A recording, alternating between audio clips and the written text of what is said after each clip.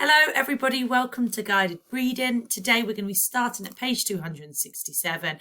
Read a bit, answer some questions, then read a little bit more at the end. Okay, so if you want to read along with me, you're very welcome to.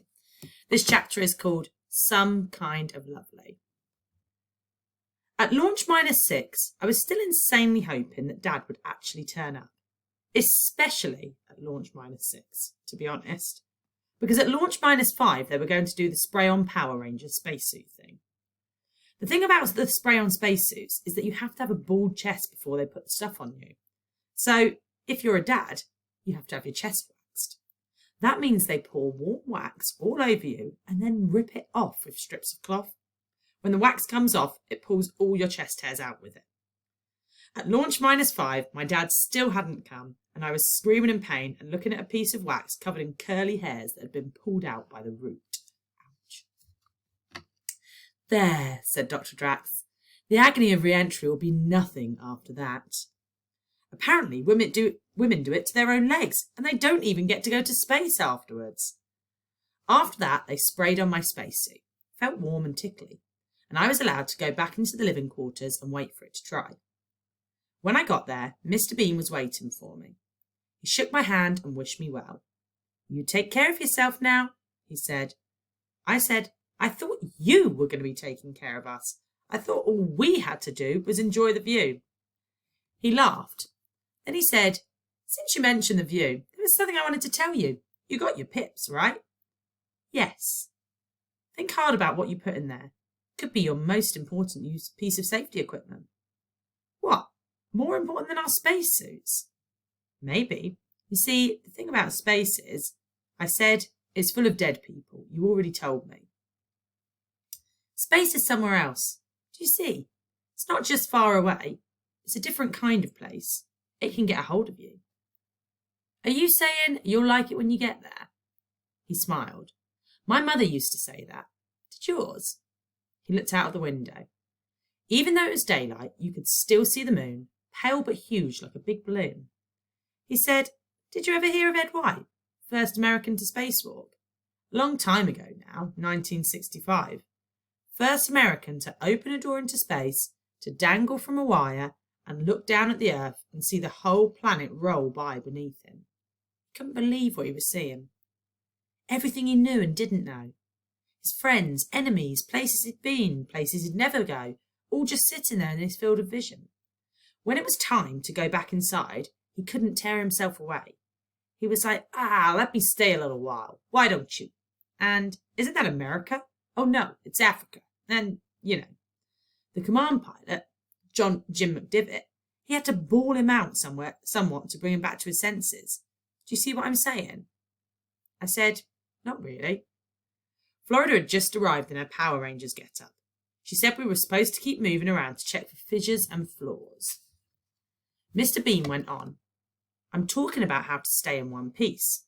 Try to get hold of the things that are important, the good and the true things about your life. Up there is some kind of lovely. And maybe you need to have something in your heart, something even more lovely, to help you find your way home. Otherwise, maybe you could be beguiled. Beguiled? I think that would be the word. I'll say good night. Good night, Mr. Bean. He smiled and said, call me Alan. Just as he was about to go out the door, Florida shouted, wait, Alan Bean, Apollo 12, 1969. That is cosmic. It was the first time she'd ever used my word. There probably isn't any other word for being able to touch someone who has walked on another world. Wow, said Florida. An Apollo astronaut. That makes you dead famous, doesn't it? I mean, you had ticker tape parades and went to all these parties and you were on telly all over the world. I wasn't on telly so much, actually. I broke the television camera. When we landed on the moon, I accidentally pointed the camera at the sun and burned it out. Imagine that. We went all the way to the moon and didn't get any holiday footage. So, not on telly as much as some. What I remember is being on the moon. I remember every second, every stone, every star we saw. Sometimes it feels like I never really came back. He shrugged.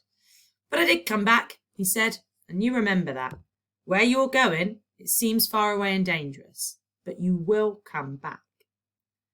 which is more or less exactly what my dad said to me on my first day at Waterloo High. As soon as Alan had gone, I wedged my old phone into the pip because it had pictures of home on it and Dad's St. Christopher statue. It wouldn't have fitted if it hadn't been a bit broken.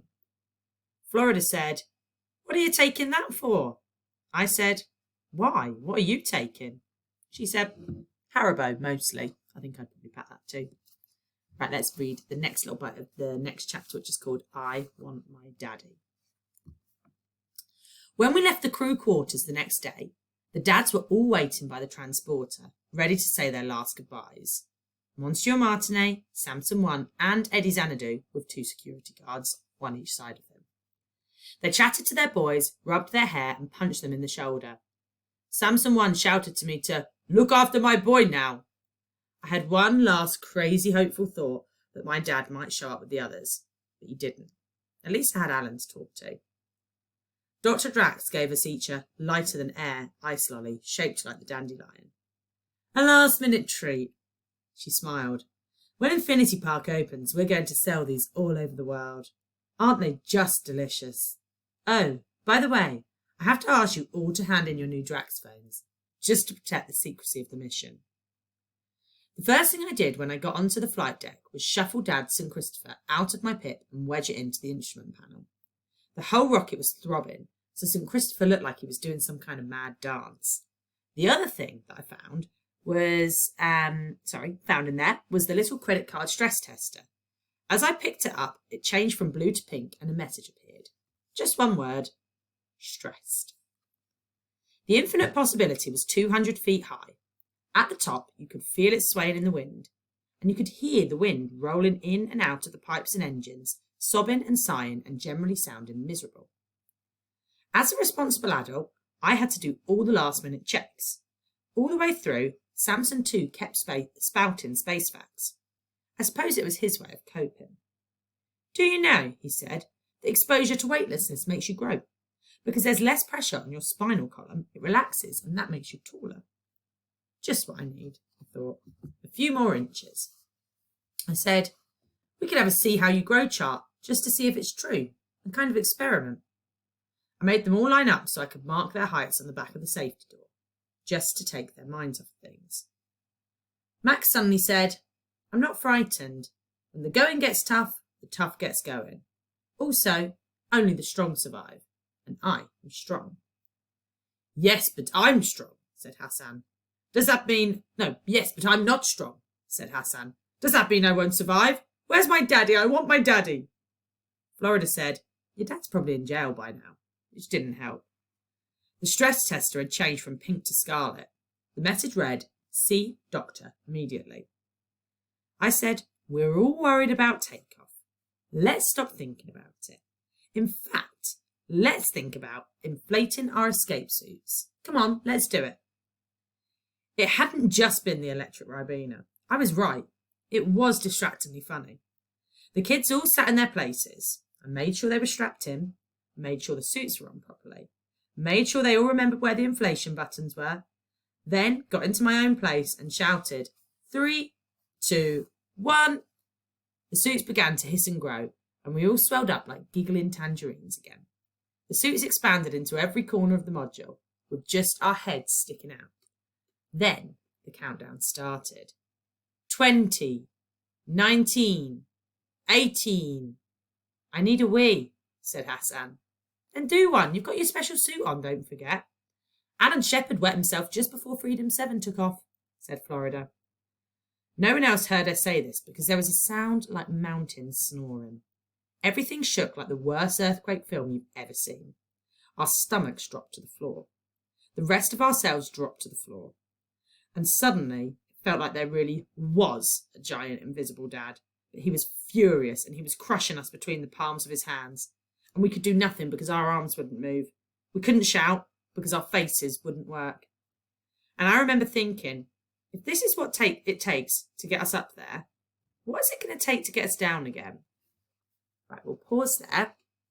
I want us to have a little look at these opinions of Molly, Sam, Rory and Levi. So you did this last week, so hopefully you're feeling pretty confident with the process. So, having read those last 2 chapters, Who do you agree with and who do you disagree with? So, do you think, like Molly, Liam regrets his decision to go to space? If you do, why? What evidence is there? Personally, I would say I think there's probably a mixture of emotions, including regret, given that the text says that his stress levels have gone from stressed to see doctor immediately. Also, he mentioned hoping his dad would show up, which means he was hoping his dad would come and stop the mission. Okay. Rory, I think the children will panic when they get to space. What do you think? What would you do, maybe? Sam, I think the mission will go terribly wrong. Bit somber there, Sam. And then I think the rocket never takes off from Levi over here. Okay, so have a little think. I want you to write down, use evidence, and then as a little extension, can you give your own opinion on top of that? Can you think about what you think is going to happen next? Okay, what I'll do is if you pause here, have a go at that. This sheet is on our website. And then if you want to come back, I'll do another video where we read the next 10 pages. All right. See you soon, guys. Bye-bye.